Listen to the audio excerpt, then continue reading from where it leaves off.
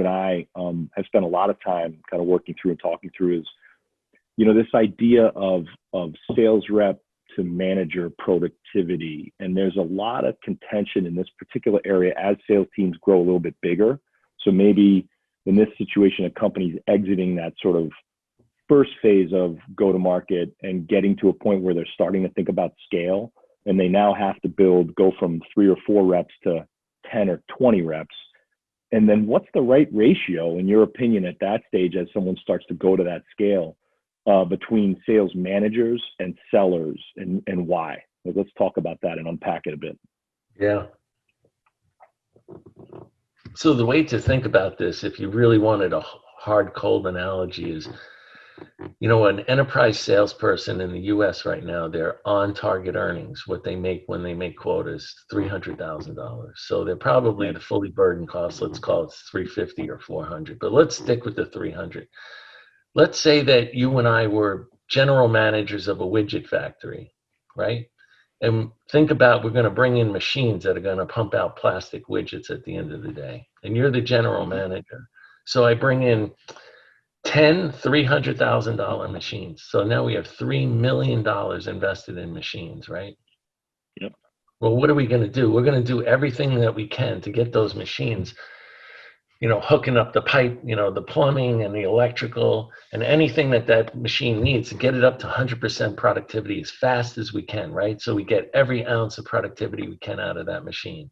And then we're going to monitor those machines constantly to make sure that none of them are falling to 70 or 80% efficiency. We're going to always try to keep them close to 100% efficiency, right? And we're going to make sure that none of them go down, because if any of those machines go down completely, then, you know, we're really not going to make our goals at the end of the year. So if we think about that, that's basically the way you would build like what I would call a productivity model. Productivity model basically says a rep comes in, and now how do you get them ramped up quickly? You do onboarding training to ramp them up as quickly as possible. In the enterprise world that you and I live in, that's typically 6 months for a sales rep. But if I can cut that even by 1 month down to 5 months, then I'm picking up a lot of productivity. So because let's go through numbers. Let's use something easy like $1.2 million a year, so $100,000 a month.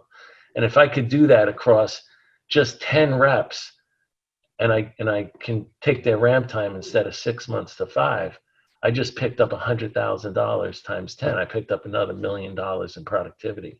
Now when they're on board, I'm going to try to keep their productivity as high as I can. Can I get it from 1.2 million to 1.3 million, right?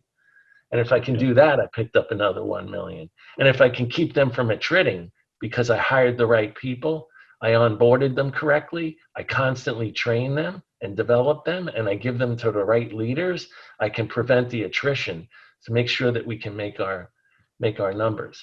Now, as far as that, with that as a backdrop, think about the fact that these growing companies, for the most part, if you're growing really fast, almost everybody at the end of the first or second year is still relatively new. You don't have a lot of tenure in your organization. Right. So what you want to do is have managers and not think about them as a cost, but think about them as the people that are trying to increase the productivity of the people that they recruited. No different than the person that's making sure that these 10 machines are all running at 100% efficiency, right?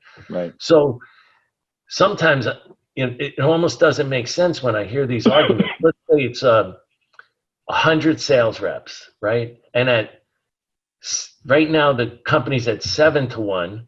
And the CRO says, I want to go to 5 to 1 to make sure that I can keep these guys as productive as possible. What typically happens is the CFO is telling the CEO, you don't want to do that. That's too expensive. I say, well, wait a second. What if I could take the productivity from 1.2 million to 1.3 million across 100 people? That's $10 million. Now, the difference at 100 reps at 7 to 1, that's like 14 managers, to go 100 reps at 5 to 1, that's 20 managers. So we're talking about 6 managers, but I got to think that 6 managers aren't going to cost the company $10 million. So even say you go in only from 1.2 to 1.25, it's still not going to cost them $3 million for 6 managers. So I would advise people to start thinking about productive output, just like those widget machines. So, and efficiency. If I put these dollars in, how much return can I get versus only thinking about them as a cost? Does that make sense? It does. And what do you think about, what's your rule of thumb for ratio in a, let's say, a reasonably complex kind of multi-buyer sale with a high ticket value of 100 to 250 in SaaS recurring revenue? What's the rule of thumb kind of manager to rep ratio in a field-based environment where they're not all sitting in the same office? If it's inside sales, you can go 7, sometimes 8, maybe even a little higher. Depends upon your product and your sales cycles. Are they short sales cycles? Are they long sales cycles? Those types of things really affect that also. But I'd say 5 to 1.